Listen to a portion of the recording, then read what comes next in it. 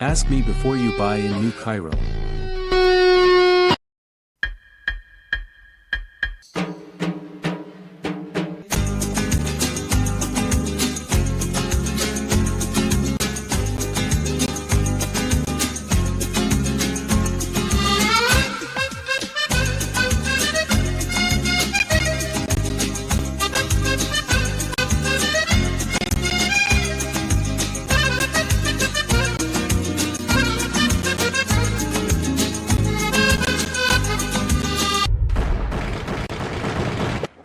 طيب، حدوث الطفره السعريه النهارده من بعد انشاء مدينه العالميه الجديده في اسعار الوحدات في الساحل الشمالي، طبعا لازم تفهموا ايه اللي حصل. توجه الدوله ناحيه مدينه العالميه الجديده والاتجاه ليها باعتبارها كعاصمه سياحيه جديده لمصر لازم يرفع الاسعار، لان احنا بنستهدف اولا اجانب وبنستهدف استثمارات من بره. واكبر دليل القصه اللي احنا بنتكلم فيها دي، ما صفقه راس الحكمه دي هتحط المنطقه دي في حته ثانيه خالص. ويمكن انتوا النهارده مش متصورين مثلا الارقام النهارده، مثلا يمكن 8 و10 و12 و15 مليون جنيه للشاليهات. انا بقول لكم المنطقه دي انا شايف التارجت بتاعها ممكن توصل للدولار مش بالمصري. يعني انا متوقع كده ممكن تلاقي الاسعار راحت في حته ثانيه خالص. ان انتم شايفينها النهارده غاليه، انا شايف ان الاسعار النهارده مش غاليه.